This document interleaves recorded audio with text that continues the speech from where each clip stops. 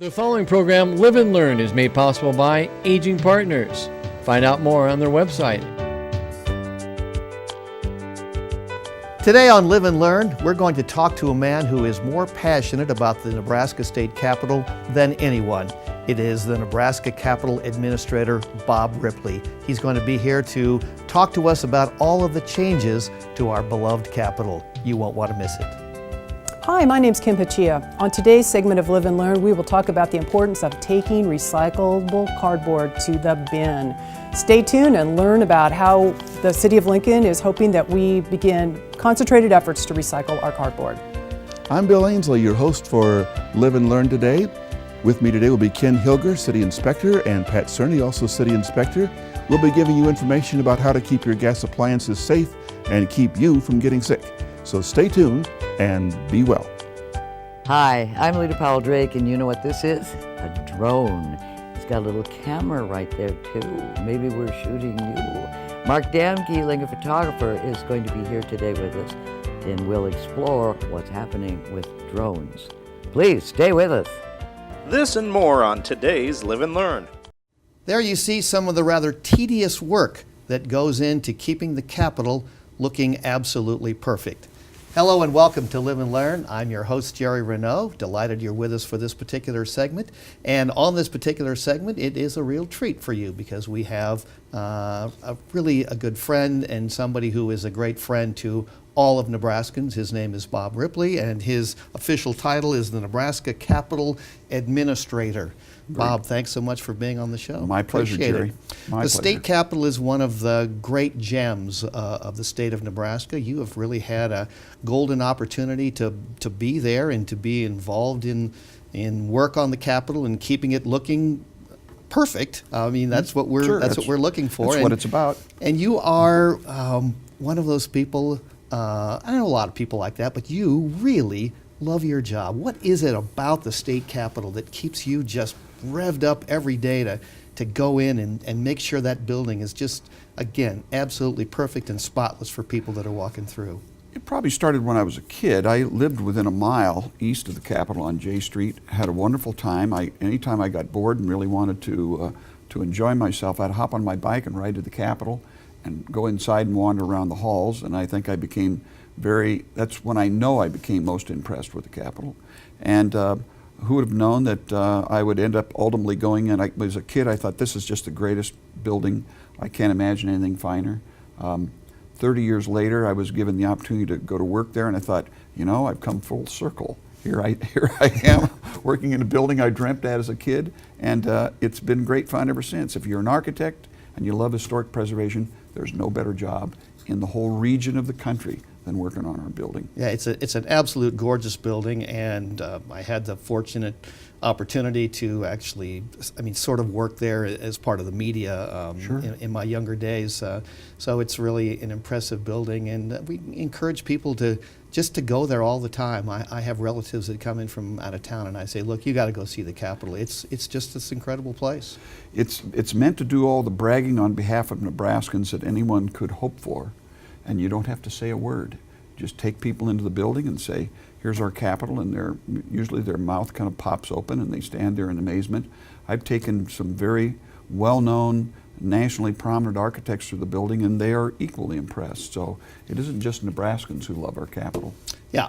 Okay, so what we want to talk about today, because the Capitol is almost always in some fashion going through some kind of renovation, some sort of change. I mean, again, I know your quest is to make it continue to be the nicest building that there is around, and so let's talk about some of the things that have been going on in the past few years, and we've got some slides that I think that we can pop up. But one of the most recent things is the courtyard. Mm-hmm. And the courtyard really has gone through some interesting changes, and we want to encourage people to come down and see that. But let's talk about what some of those things are, and you can sort of talk us through at least a few of these photos that we have. Well, this black and white you see is from the 1930s, shortly after the Capitol was completed. There's one very conspicuously missing element, and that's right smack in the middle of this courtyard photo, which is a fountain where there's only a plug of grass in this shot. There were two aspects of the building left unfinished because in 1932 we were in the depths of the Depression, and the state chose to save some money, and they didn't put the 20 murals in the building, which we completed from 1952 to 1996. And then the only other element of the building that was left unfinished originally, and we finished it just last year for our sesquicentennial, was installation of the courtyards in the center of each, or excuse me, the fountains at the center of each courtyard. So those were in the original plans? They were. What you see on the screen right now is a rough sketch of what the Goodhue office proposed as a concept for those fountains. We are not far off of that now that we've dedicated them, put them in place of this fountain. It shows them as a low basin, about the height of someone's, a little taller than the waistline, and has a wonderful cascade over the edge of it. And this spring we are anticipating putting the gold tile lining in each of those fountain bowls. So that's also something to look forward to. During the course of the work that we did, we had to protect all the surfaces. This was a bit like building a boat in a bottle. If you'd built the fountains when the building was being built, you would have had no building around the fountain locations. You could have just brought the fountains in and put them in place. Now, how much of his actual design is all of this? The premise, the bowl that you saw in the sketch is essentially what we created. We added some additional features. For instance, there are diamond-shaped panels around the perimeter. There are 8 of them. We added 8 separate icons of Native American design that were cast into the face of the bowl. Oh, fabulous. And so that was an additional item to it. And then the lining in the bowls were suggested but never really defined, and we'll be doing that eventually as well. This looks like an incredible amount of work. What kind of a time frame are we talking about to go through this process? We were in the course of construction on this project for over a year, and a lot of it had to do with that kind of having to drag all the equipment material through the building to put them in the courtyards. And we created a wood path, protected all the surfaces of the building, the walls, the corners, the doorways, those sorts of things. And our shop worked with the contractor to make sure everything got put in place. And here on the screen you see the final product without the lining in the bowl. That's the only element that we're missing. And then ideally, the former legislators who were helpful in leading the charge to get the money and the state appropriation to build the fountains are going about a private sector fundraising campaign as we speak, so that the hope is 1 year from now we'll be prepared to put the landscaping back in the courtyards, which you saw in that first black and white photograph. And what will all that entail? There will be a need to raise $500,000 of privately donated money, and we have the original Ernst Herminghaus landscape plans for each courtyard. The landscaping is not exactly the same in every courtyard. The colors vary, the species of plants vary, and the design was done by Ernst Herminghaus, who, although many Nebraskans may not know him by name, he should be known because he designed Pioneers Park, Woodshire Residential Park. I mean, he was Nebraska's first professionally trained landscape architect and an enormous talent. And we preserve his landscape both on the outside lawn of the Capitol as well as hoping to put it back into the 4 courtyards. Fabulous. If somebody wants to come down and look at the fountains, and we want to make sure they're operating when that happens, You bet. what is the process for doing the work? Is that going to take place this summer? Will somebody still be able to see the fountains when they come down? Absolutely. Through the winter, of course, when there's nothing to see, we cover the fountains and protect them in the winter. If someone wants to come down, as soon as the weather gets nice, we'll put water in those fountains as soon as we feel we've got predictably warm weather. People can come down and simply walk into the building on ground floor, seek out the 4 courtyard entrances, and walk out, because the doors are left unlocked through the entire course of the summer and the warmer months. And then the additional work? Additional work we're going to be doing yet this spring with regard to the tile. And so when the courtyard is under construction with regard to adding the tile, that courtyard will probably be closed for maybe a week or so. Okay. But beyond that, they'll be back in operation. And So ready to not go. a long period of No, time. no. Okay, excellent. Okay, fabulous. Let us look and talk about the next thing, which I believe is the chairs that we were going to talk about. That's correct. Let's talk about the chairs. These are just truly incredible. Tell us a little bit about the history. We were talking about this before the show started, but I just think it's a really interesting history. These chairs that you see on the screen right now Look at the second chair, not the one on the left, but the second one. There are pieces of leather missing from the back. Oh, yeah. Leather of the 1920s was tanned in a process no longer used because it accelerated the demise of the leather itself, made it brittle, caused what they call rust among the conservation industry, and the seats fell apart. You'll notice on this photograph, none of the seats have the ornamental pattern on them that the back has, because the seats, the suspensions failed. And if you look at the chair in the lower left corner there, you can kind of see Oh, yes, what I call you sure can. the original bucket seat. That's right. When the suspension Sure is. fails, the seat drops. Person sits down, their weight causes the leather to split, and all of a sudden we have a disaster on our hands. None of the 48 chair gallery chairs are two different sizes. This is one, and there are high back chairs that toward the end of these slides we'll see. And these gallery chairs, none of the seats were present. They were all in horrible shape, and our shops took the leather off. We had to go to Belgium to get the leather reproduced. And when were these chairs purchased? Originally, the chairs were purchased in 1927. 1927, And all of them okay. were put in. They were museum quality chairs the day they were purchased. The quality of the chair you could buy in the 1920s, the best solid oak chair, we have a Sears Roebuck catalog, showed that you could buy the best solid oak chair that you might spend $100 or more to buy today as an antique. Those chairs were could be purchased for $12 a piece. $12, In the same wow. year, the state bought these chairs for the governor's hearing room, and each of the chairs, like the one you see Bill McClurg working on here, each one of those chairs cost $123 a piece. Wow. Over 10 times the cost of a very high quality office chair of its day. So they were always exceptional quality.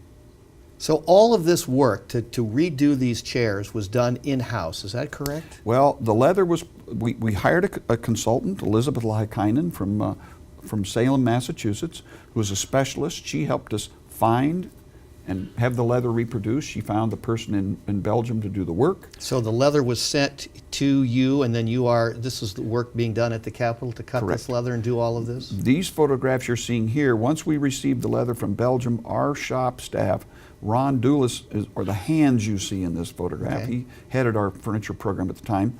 You had to cut this leather and fit them to the chair. And bear in mind, there's no margin for error. You make a cut in that leather, and you cut it too long, you're going to have a hole in the chair once it's done. So Are each of these chairs are they just enough different that you have to do each one separately? You can't mass produce we had these, I patterns, assume. and you cut them out roughly as close as you can, and then you do the final cutting once it's on the chair to ensure it fits just like a glove. Wow. Great fun. Now there's the finished product. You can see that we had seat panels as well as back panels made, and one of the things you don't see is the seat suspension that we completely made anew. Oh, it is okay. a much stiffer. It has padding under it, so it's comfortable to sit on, but it will never have a blowout where the bottom falls out of it and will rip the bottom. It has a plywood pan underneath it, has plenty of give to it. But so it will be well preserved for far longer than the originals were. And here you see the back of one of the high back chairs, and I'll call your attention to those two finials, the two top knots, if you will, on the end on the back posts. The one on the right is original. It is very beat up because it crashed into the wall many times, and it was very shattered. The ear of corn on the left, which doesn't have finish on it, was handmade by Mike Marshall in our carpentry shop. He's our Capitol cabinet maker. He reproduced an exact model. You can see how much larger it is than the one on the right because it has all of its parts.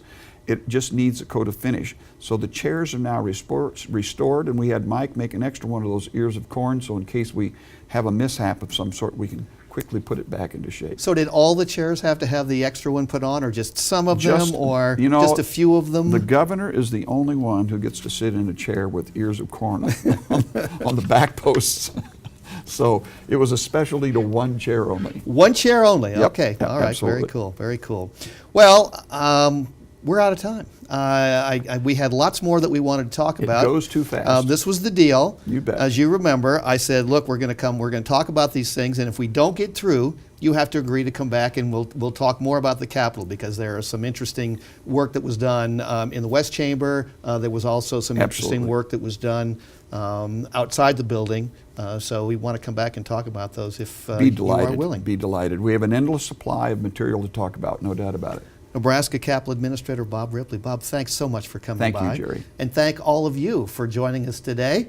And always remember, it's never too late to live and learn. Hi, I'm Randy Jones with Aging Partners. Did you know that Lincoln expects a 75% increase in the number of seniors living in our community over the next 15 years? Aging Partners is a community service that provides fitness programs to help keep older adults strong and healthy. This year, Lincoln Cares donations are providing funds for new fitness equipment. You can help make this happen. Sign up to support Lincoln Cares and add $1 to your LES bill each month. And we're back at the home of Maria Wright, who just scored major points by recycling. Let's go to replay. Look, there's a package. Nick, starting April 1st, corrugated cardboard. See that ripple? It must be kept out of the trash. It's not garbage. Both the garbage can and the recycling bin are open. Maria takes it to the bin. It's good! Maria uses easy curbside pickup, but you can recycle for free at any public drop-off site. Join the team. And take it to the bin. Learn more at recycle.lincoln.ne.gov. Hi everybody, my name's Kim Hachia. Welcome to Live and Learn. Many of you have probably already seen that PSA segment that we just played to start the little segment. And it's about Lincoln's efforts to recycle corrugated cardboard, which is this material right here, boxes. And that starts April 1st. My guest today is Gene Hanlon, who's the recycling coordinator for the City of Lincoln, and we are going to talk about this new initiative. Welcome to the show, Gene. Thank you for inviting me. Yeah, thanks for coming. So tell me about this new initiative that starts April 1st. We can no longer throw cardboard in our trash, correct? Yes. This is the culmination of a 4-year effort by the city. We started in actually 2012 with a 2040 solid waste management plan, and a 20-member committee established a goal of reducing the per capita waste going to the Bluff Road landfill by 30% by 2040. Following that, the mayor appointed a 10-member working group comprised of waste haulers and other business representatives to come up with an implementation strategy. How do we help to achieve that goal and increase recycling in the community? And that committee struck on the idea of banning corrugated cardboard from the landfill.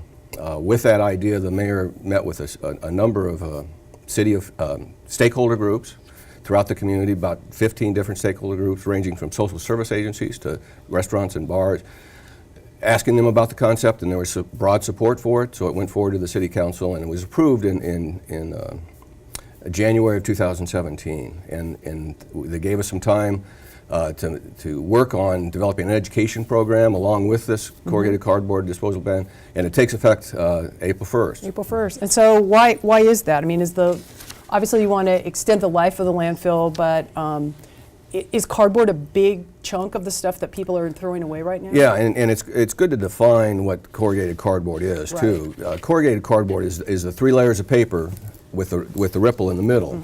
So we have this right here. And it's not cereal boxes, Right. or other paperboard packaging, just corrugated cardboard. And we in 2007 and 2008 we did a waste composition study, and we found that 9.5% of the waste being disposed of by garbage trucks delivering waste to the landfill is corrugated cardboard. It's the largest component in the landfill, and we actually did another one this last October, and we came up with the same amount of 9.5% of the waste being disposed of is corrugated cardboard. So we're seeing more of this? Is that kind of everything comes to us from Amazon now? Well, nationally, there's less newspapers being distributed. People are subscribing less to that. There's less magazines and mixed paper, even bulk mailing. There's less credit card mailings associated with that. So those volumes are going down, but cardboard is going up because of what is called the Amazon effect. We estimate, based on the amount of waste disposed of in 2017, close to 38 million pounds of corrugated cardboard is being disposed of. Now that's tough. Just in Lincoln? Just from Lincoln, Lancaster County. Wow, that's a lot. So it's tough to visualize that 38 million pounds, but let's say you put that in your standard residential garbage truck that you see going down your street. That amount of cardboard would fill up 2,140 garbage trucks, and if you park them in from starting on downtown Lincoln and going east, it would go a total of 18 miles. That's 3 miles past the city of Eagle in Cass County. Wow. So there's a lot of this material being disposed of, and it has value to it. Just like other commodities, like silver, gold, and other products, there's indexes that track those prices of that commodity and what recycling mills pay for it. And we've tracked that information from a pulp and paper index for the central region of the United States. And in 2017, the average monthly price that recycling mills were paying processors here in the central part of the states was about $122 a ton. And that would total about $2.3 million had we recycled that material that we could have injected into the local economy. And we would have created about 35 jobs as well to collect and sort and process that corrugated cardboard. So there's a lot of economic benefits. So we're asking people to no longer put this in their trash. Yes. So what do we want people to do with it instead? Well, there's really 3 options for residents to do. They, of course, can reuse the box for storage, or if they make donations to a charitable organization, to put that in and reuse that corrugated box. If they don't have any reuse opportunities, of course, they can recycle that. People can subscribe to curbside collection services through the local hauler. Part of this ordinance that passed the disposal ban also requires all of our local haulers to offer curbside recycling service as well as commercial recycling services to everybody in Lincoln and Lancaster County, and to notify them twice a year. And many have got fairly reasonable prices for that. I pay $2.25 a week, $2.25 a week for having a hauler come and collect my recyclables at home. I think that's a very inexpensive and convenient price to pay. I pay more than that for a cup of coffee in the morning. Right. And actually, solid waste disposal costs are really the cheapest utility that Lincolnites pay. Right. So subscribing to curbside collection is an option, and then if people don't wish to do that, they can take their recyclables to one of our 28 recycling drop-off sites that we have in the county and deposit the corrugated cardboard at no cost. And so, Will, if I decide to be a scofflaw and I just throw this in my regular trash, will I get a ticket? No, you won't. The residents will not get a ticket or be fined. However, the waste haulers that are picking this material up and the recyclers that are picking this material up have a responsibility, since we don't accept corrugated cardboard for disposal at the landfill. They have a responsibility to separate that from their trash. And we'll have containers at the landfill that they could put corrugated cardboard into if they wanted to separate it and take it there themselves. They may also leave a note. They may also do a number of other things to encourage the residents to recycle that. Right. And then if so I want to recycle this box. What's my procedure? Do I just throw it in this box form, or do you want me to do something different to it? It's very important that you empty all the packing material in it. Of course, styrofoam's not recyclable. Plastic bags can't be recycled either in a curbside bin or drop-off site. So you have to remove all the packing material in it and then flatten it with a knife. Open it up and flatten it, and then put it in your recycling container, or take it to the bin, as our motto is. Right. We take ours to one of the local recycling centers that's nearby us, and we do try to always flatten it. You said not cereal boxes or like paper towel rolls. How about pizza boxes? Yeah, pizza. But we always get that question when we talk soup, because it is made of corrugated cardboard, and a little grease is not a problem. Recyclers tell us that that's not a problem for the recycling mills, but they don't want any food, any organic matter, any plastic dipping sauce or anything like that in it. So people can recycle it if they recycle it, and again, if they place it in the trash, they're not going to get a ticket or a fine. So how is this going to affect seniors or other people who perhaps live in a multi-unit dwelling complex, like an apartment or a high-rise senior living situation? Well, it's important that whatever corrugated cardboard that they generate, that they talk to their landlord or the property owner and ask if they can provide on-site recycling services. That's the most convenient for the residents, and it minimizes the cost to them as well. So we encourage them to talk to their landlord about it. They can also take it to one of our drop-off sites if the landlord doesn't provide recycling services. And of course, homeowners and people that are renting single-family or duplex houses can subscribe to curbside recycling for a modest fee. I know that some waste haulers will offer discounts for senior citizens because they don't generate a lot of waste. They might provide similar discounts for recycling as well. You need to talk to your garbage collector about that. The other possibility, I know of at least one local collector that is offering a one-time collection of corrugated cardboard for people that don't generate a lot, and many seniors probably don't generate a lot of corrugated cardboard, that they could just store, flatten, and store their corrugated cardboard, and when they get a stack that they don't want to, and place it in their basement or garage, and then call the waste hauler for a one-time pickup for a modest fee. So I have one more question, but it's not about cardboard. Sure. It's about recycling glass. Oh, yes. This is a controversy. I know that some people say, well, my curbside will pick it up, other curbside people won't. Yeah. What's the deal with glass? Well, glass is an iconic recyclable material.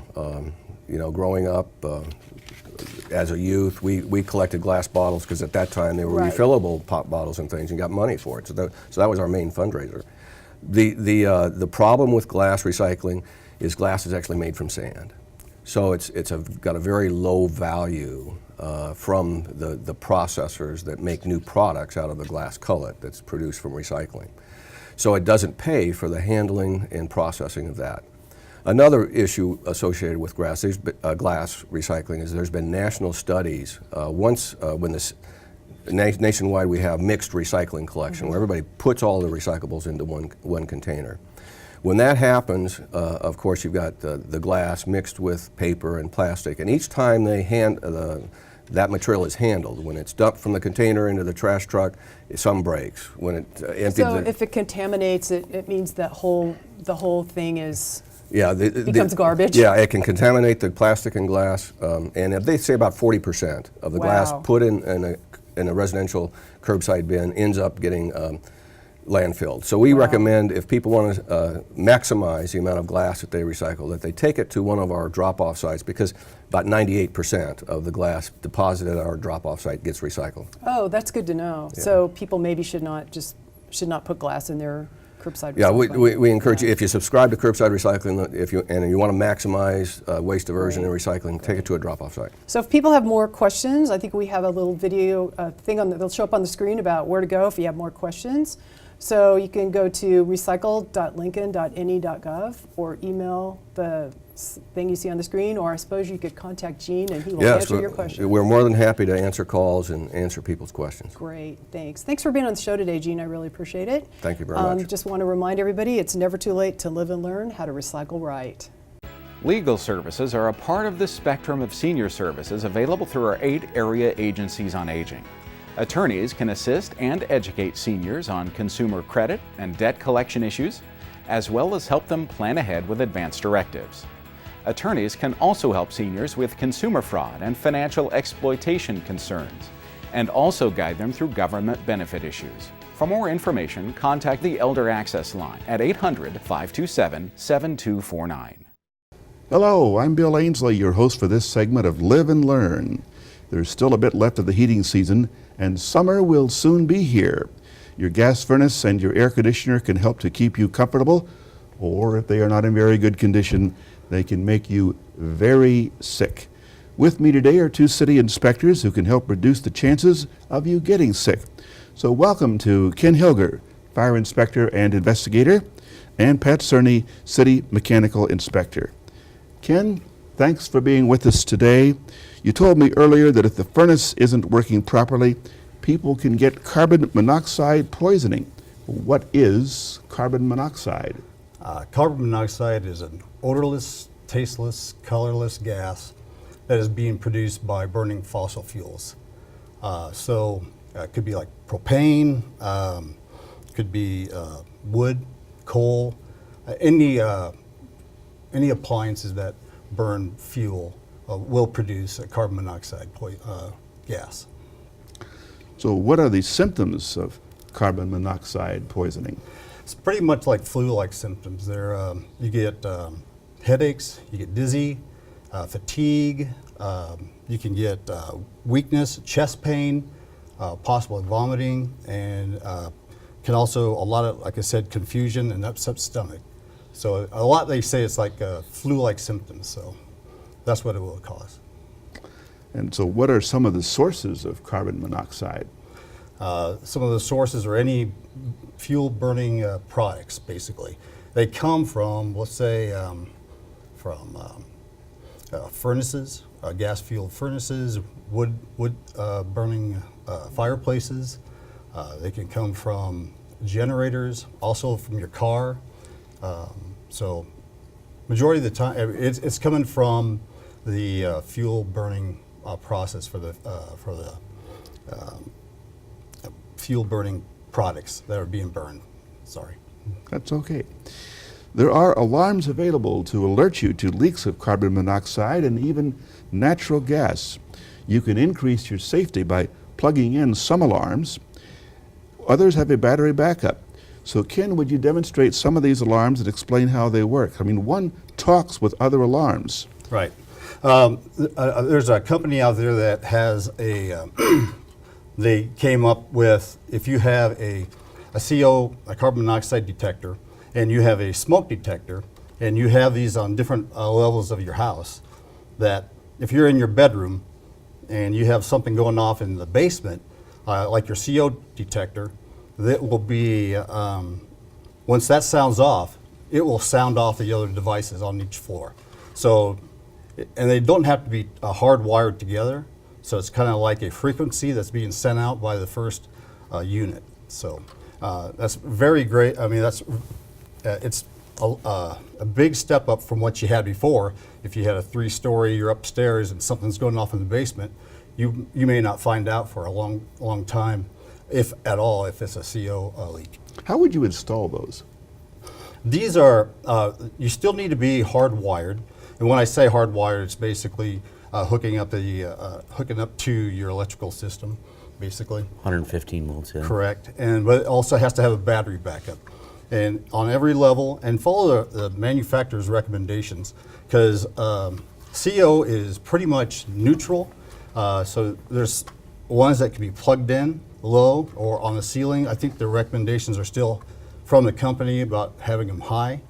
So if you have to have it hardwired in, I would call a professional electrician to have them mounted. So tell me about this one that plugs in. Right. This one's made for, basically for, they try to say it's tamper-proof, but it's not. Sorry. It's okay, go ahead. Yeah, and this one is going to be for, let's say, maybe daycares or someplace like that, where if somebody tries to remove it from the wall once it's plugged in, it will sound an alarm, basically a little chirp, to notify you that the device has been moved. So what do the buttons do on this one? The buttons are test buttons. All of these will have test buttons, and you should be able to test it and to check the battery level on them. So once they're tested, it'll chirp, and if you're pushing the button and nothing sounds, it's pretty much indicating that the battery is dead or needs to be replaced. So we also have a standard smoke and carbon monoxide alarm. Right. A lot of places now, people have smoke detectors, but newer codes are stating that you need to have CO detection on every level. And people don't want to have a bunch of detectors located all over the place. So you can get a combination one, smoke and a carbon monoxide. It's still hardwired with a battery backup. And there are new ones too that have voice alerts to it. So it's kind of like, instead of just the beeping noise, it'll state a warning that either a CO detection has been found or smoke. So but these are combination ones that are really popular. Now could you take this one for example, and for me, I know this isn't in the script, but let's do it anyway. Maybe you could just demonstrate here how you would put in a battery. Oh, okay. Most of the time, it's just a change of the battery, but on the back side, but most of them are on the front now. You just pull down And this one has 2 AA's. Most of them are 9 volt. And basically you're just popping them out. And when you pop them out, there's going to be a little flip switch in here, these little switches here. And if you don't have them put in properly, if these switches don't go down, it won't sound. So you got to install them the correct way, and with those switches down.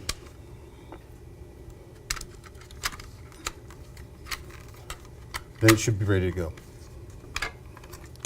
And then you just mount it back up to the ceiling where you have it, or high on the wall. Twist it on and on it goes. Yep. And there's one more here, the big one, the carbon monoxide and the explosive gas alarm. Right. These are more expensive, but these are going to be for your carbon monoxide. But if you have a gas leak, like the mechanical room for your natural gas, if you have propane or something else, this will detect the leak itself, not just the after burning of the carbon monoxide. This will detect the explosive gas too. And some of them have a reading on there that'll tell you how many parts per million you're getting for carbon monoxide. Right. So if the alarm goes off, what should people do? Immediately you should call the non-emergency line, because it all depends on how you're feeling. Because if it's just chirping, it could be just a battery. But if the alarm is sounding, you should get all the occupants out. Call 911. The fire department will show up. They may even send out or get a hold of the gas company to come out and verify where's the leak at. But if it's actually sounding an alarm, you should get out. Also with us today is Pat Cerny, the city mechanical inspector. Pat, welcome to the program. Thanks. And what are some of the problems you've noticed with gas leaks? If you have a gas leak and you can smell it, you need to make sure you shut the gas off and have someone repair it for you. If it's bad enough gas leak, it could be a problem. You could create an explosion. Most of the gas leaks are fairly small that I find, but any gas leak is a bad gas leak. So it's also important to replace the furnace filter, and what are the 3 steps in doing that? I have a couple furnace filters here today. This is a typical 1-inch filter. The furnace filter should have a door on it. You take the door off, pull the old filter out, replace it with a new filter. There's an arrow on there that shows which direction the flow is. You need to have that pointed towards the furnace. Slide the old one in, make sure you put the door back on so you don't draw air away from the furnace when it's burning. I also have a little bit bigger filter. This one is good for 6 to 12 months. The smaller 1-inch filters are good for 1 to 3 months. They recommend you change them every month, but it'll tell you right on the filter that it's good for 1 to 3, depending on if you have pets. If you have pets, you need to change it more frequently. There is a MERV rating on your filter. The higher the number, the more that it filters out. Be careful that you don't get too big a MERV number, because sometimes that will reduce the airflow too much and it'll create problems with your HVAC system. And Pat, what are the benefits of annual system maintenance? Annual system maintenance is critical because if you don't maintain your equipment, it'll reduce the efficiency. It will be things will break down quicker. If you keep it maintained, you're less likely to have an issue.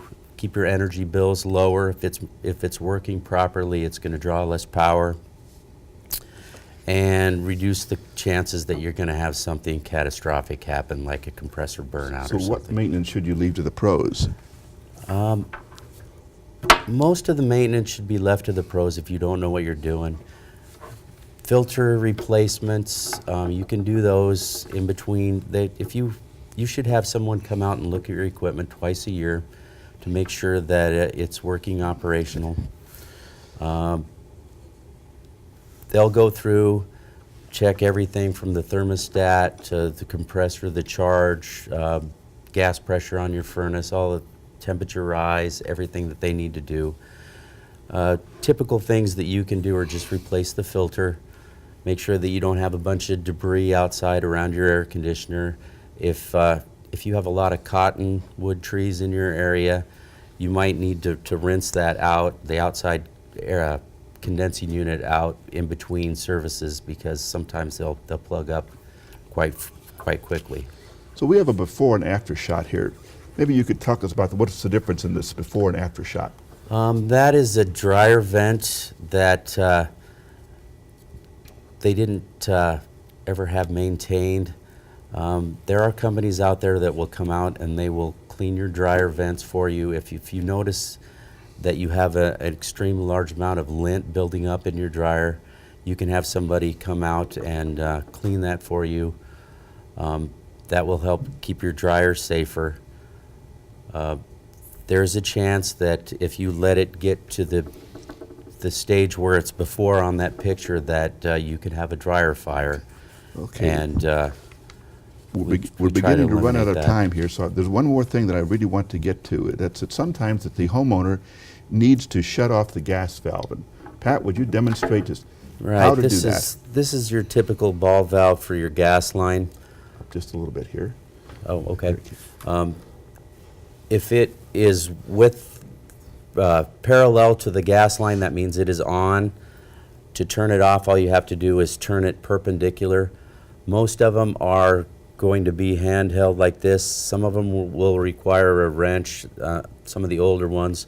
Most of the ones now are like this. This is off. If you want it to be on, it'll be parallel with your line.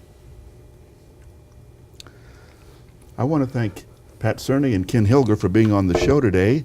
So for more information, contact Ken Hilger, Fire Inspector Investigator, at 402-441-6450 or KHILGER at lincoln.ne.gov, or Pat Cerny, City Mechanical Inspector, at 402-432-8624. So thanks again to Ken Hilger and Pat Cerny for being with us today. As far as keeping your appliances safe, remember, it's never too late to live and learn. Hi, I'm Randy Jones with Aging Partners. Did you know that Lincoln expects a 75% increase in the number of seniors living in our community over the next 15 years? Aging Partners is a community service that provides fitness programs to help keep older adults strong and healthy. This year, Lincoln Cares donations are providing funds for new fitness equipment. You can help make this happen. Sign up to support Lincoln Cares and add $1 to your LES bill each month.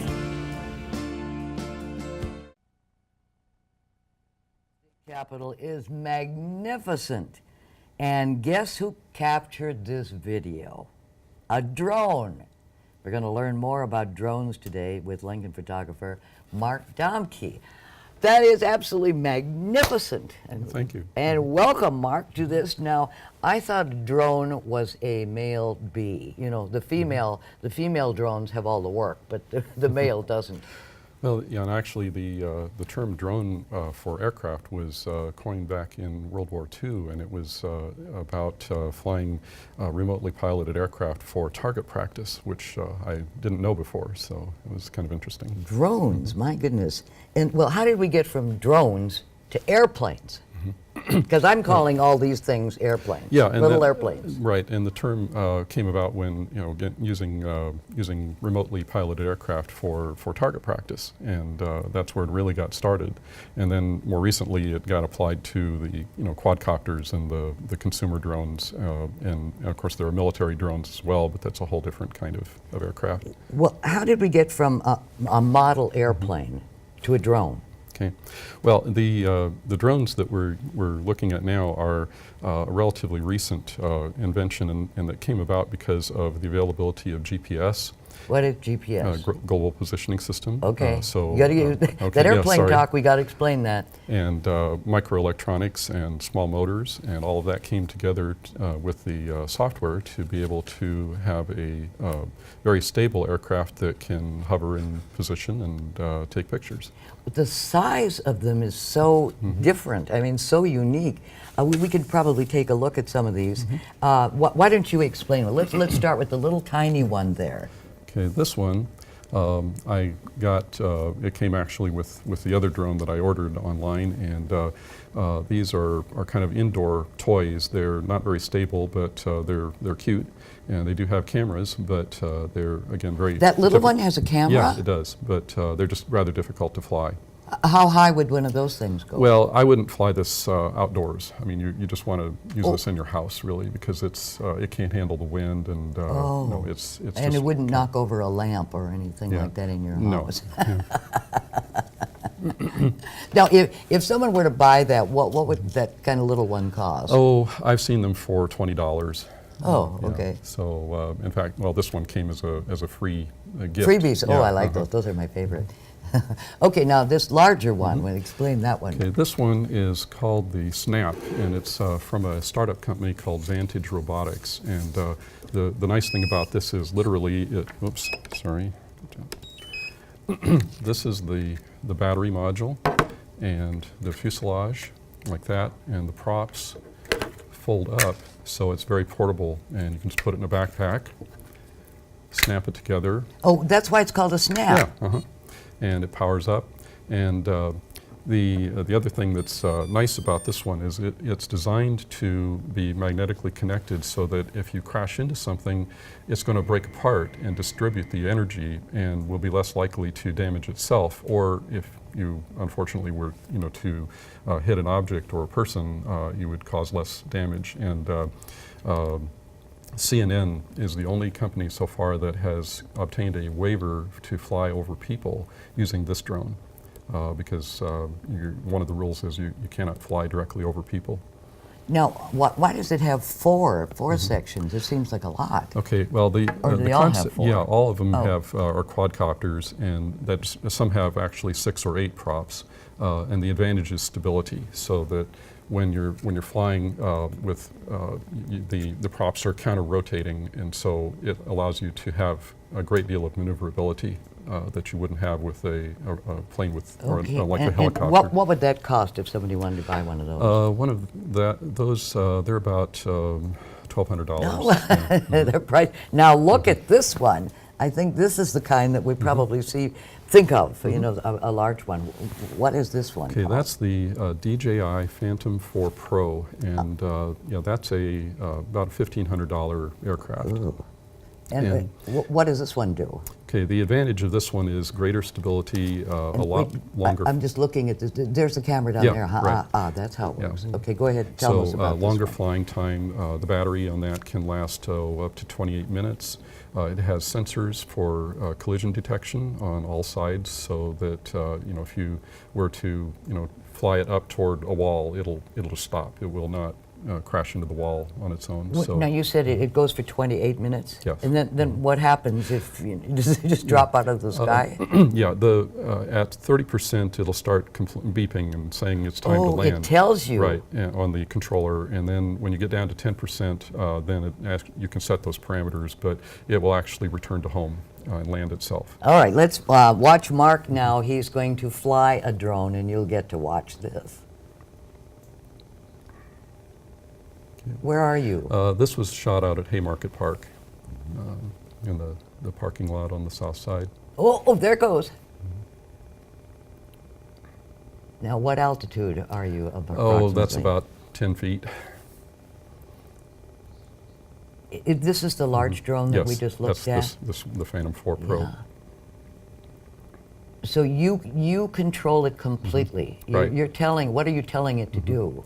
Okay, on this is the remote control unit here. Oh, so you had that in your hand. Right. Yeah. So and it's got an iPad as a screen, and so I think we'll put in the video later. Let's turn this around so that people can see it. So on the controls, basically you have up, down, rotate, and then the other control lets you just move laterally in any direction.